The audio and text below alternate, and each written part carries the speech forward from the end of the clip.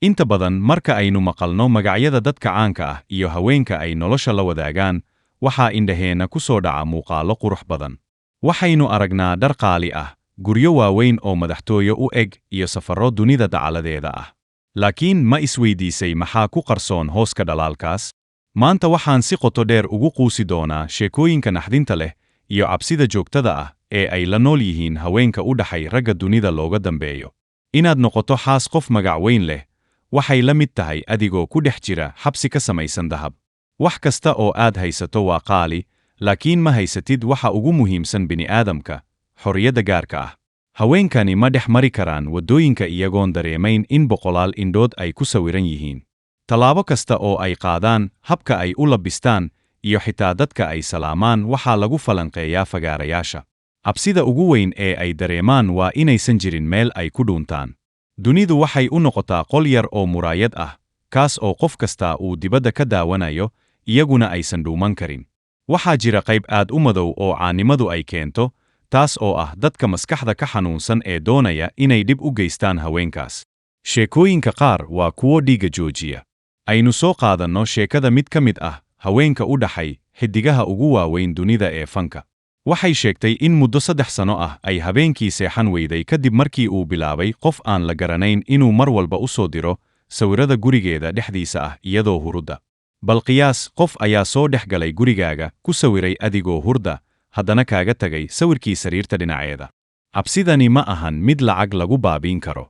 Waxay dareemaysaa in qofkani uu had iyo jeer harkaaga raacayo, uuna joogo meel kasta oo aad tagto.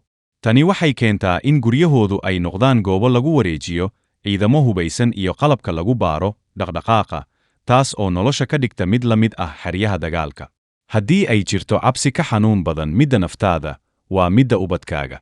Haweenka caanka ah waxay mar walba ku nool yihiin walaac ah in carruurtooda loo afduubto lacag madax furasho ah, ama in dhib loo geysto si loogu aarguto ninkooda magaca leh. Waxaa jira dhacdooyin dhab ah oo laga diiwaangeliyey haween ku qasbanaaday inay carruurtooda guriga ku dhex xidhaan oo ay macallimiin u keenaan, iyagoo ka baqaya inay bannaanka u baxaan. Wax kasta oo ay carruurtu sameeyaan, xitaa ciyaarta barxadda guriga, waxaa lala socdaa qalabka fog arka ah.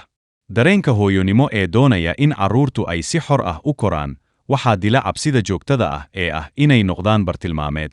Nuxurka kale ee xanuunka badan ee sheekadan waa in haweenkani aysan kalsooni ku qabin dadka ku dhow. Mar kasta oo aad tahay qof caan ah ama xaas qof caan ah, waxaa kugu hareeraysan dad danley ah. Waxaa jira sheekooyin ku saabsan shaqaale guri oo ay ku kalsoonaayeen oo markii dambe ka xaday sirihii qoyska ama sawirro qarsoon ka iibiyey dadka lacagta ka ganacsada. Tani waxay keentaa in haweenkaas ay noqdaan kuwo cidlo ah, ma laha saaxiibbo dhab ah oo ay sirta u sheegtaan, sababtoo ah qof kasta wuxuu u muuqdaa mid khatar ku ah amnigooda iyo sumcaddooda. Dhibaatada ugu weyn waa cadaadiska ah in dunida loo muujiyo in wax kasta ay hagaagsan yihiin. In kasta oo ay dhexda kaga jiraan hanjabaado dil ah iyo dabagal joogto ah, haddana marka ay fagaaraha soo istaagaan, waxaa looga baahan yahay inay dhoola caddeeyaan. Muraayadda ay isku eegayaan waa mid dilaacday, laakiin dunidu ma aragto dilaacaas. Waxay arkaan oo kaliya qofka quruxda badan ee u muuqda inuu haysto wax kasta. Tani waxay keentaa xanuuno maskaxeed oo aad u daran, welwel joogto ah, iyo mararka qaarkood inay naftooda waxyeello u geystaan si ay uga baxaan cadaadiskaas aan la xamili karin. Sheekooyinka xaasaska caanka ah waxay inoo yihiin muraayad aan isku eegno. Waxay inoo sheegayaan in nabadgelyada maskaxda, xorriyadda socodka, iyo inaad nabad ku seexato ay ka qaalisan yihiin hanti kasta oo dunida taal. Caannimadu ma aha jidka loo maro farxadda, inta badan waa jidka loo maro cabsida. Marka xigta ee aad aragto sawirrada dhalaalaya ee dadka caanka ah, xusuuso in sawirkaas gadaashiisa laga yaabo inay ku jirto haweenay cabsanaysa oo nabad raadinaysa, kuna haminaysa inay hesho nolosha fudud ee adiga kugu deeqday. Haddii sheekadani ay ku taabatay ama aad wax cusub ka ogaatay, faalladaada noo reeb. Ma u malaynaysaa in dunida caannimadu ay u qalanto in nabadgelyadaada loo huro? Gudbi sheekadan, la wadaag asxaabtaada si ay u ogaadaan xaqiiqada dhabta ah ee ka dambaysa muuqaalada ay daawadaan. Nala soco, mar walba waxaan kuu soo gudbin doonaa sheekooyin aqoon iyo nuxur xambaarsan oo ku saabsan sirihii dunida ee qarsoona. Waad ku mahadsan tahay daawashadaada dheer iyo taageeradaada mar walba.